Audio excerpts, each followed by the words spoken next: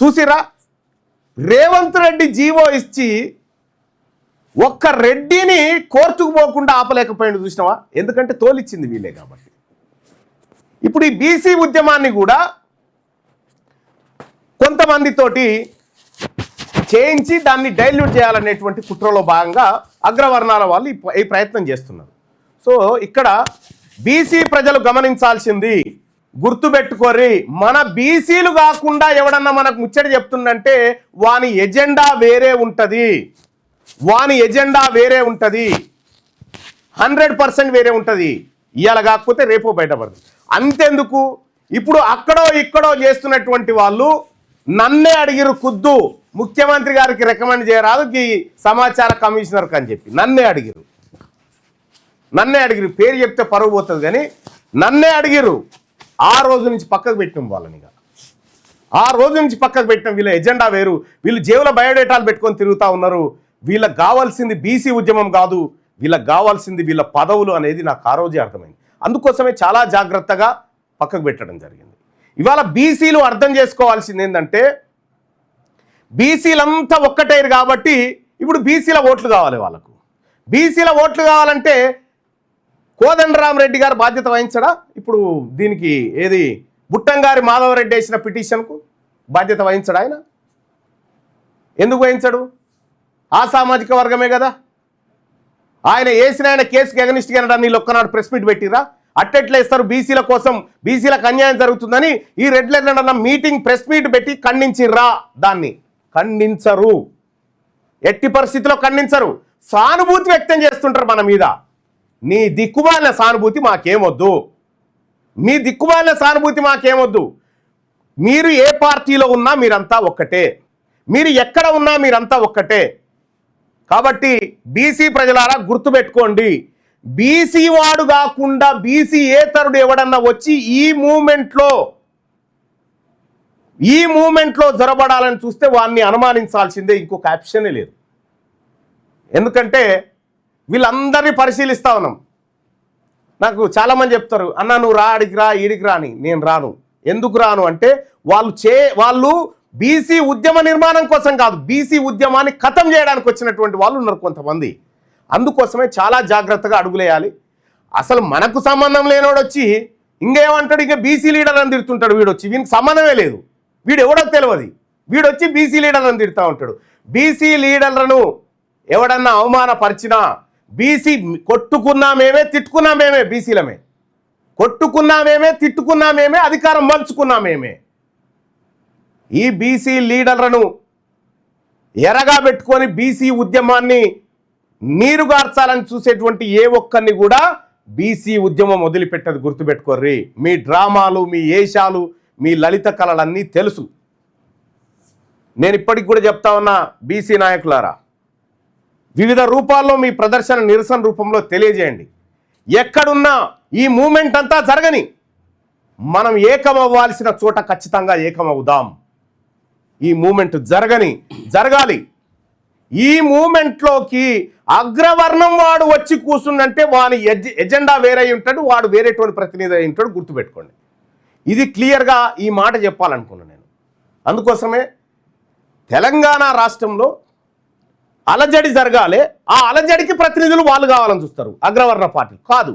బీసీల అలజడికి బీసీలే నాయకత్వం వహించాలి, బీసీల ఉద్యమానికి బీసీలే నాయకత్వం వహించాలి. మొన్న నేను పాలమూరు యూనివర్సిటీకి పోయినా. పాలమూరు యూనివర్సిటీలో విద్యార్థులతో ముచ్చట పెట్టిన, ఏంది బీసీ ఉద్యమం ఏందని చెప్తే ఆ పిల్లలకు కూడా ఇంకా అక్కడ వరకు చేరనీయలే వీళ్ళెవరు ఉద్యమాన్ని.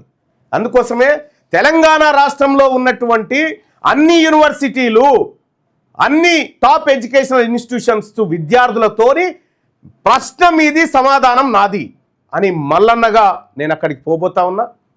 ఈ నెల 4వ తారీఖు, ఎల్లుండి 4వ తారీఖు రోజు నల్లగొండలో సమావేశం నిర్వహించబోతా ఉన్నారు ఇంటలెక్చువల్ గ్రూప్.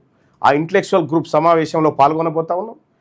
దయచేసి బీసీ ప్రజలారా గుర్తుపెట్టుకోరి, మీరు ఈ పరంపర చూసుకుంటూ వచ్చారు.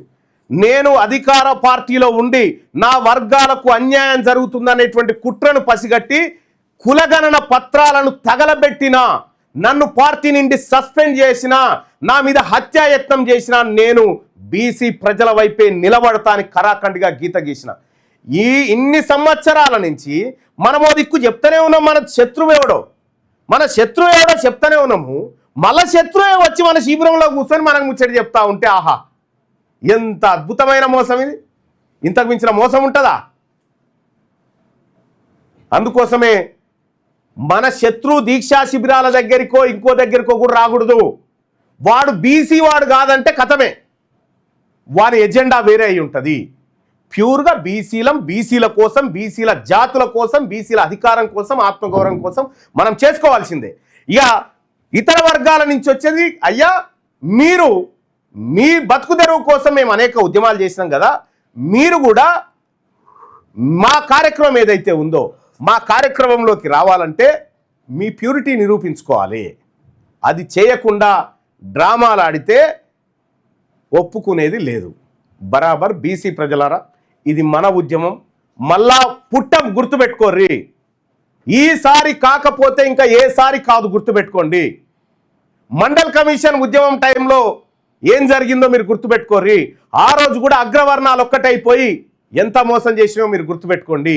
ఈరోజు ప్యూర్గా ఇప్పుడు జస్ట్ మనం నిరసన కానే ఉన్నాం, ఇంకా ఉద్యమం ప్రారంభించలేదు. ఈ నిరసన ఉద్యమంగా మారాలంటే ఆలోచన మన బీసీ వర్గాలకు చేరాలి ఏం జరిగిందనేది.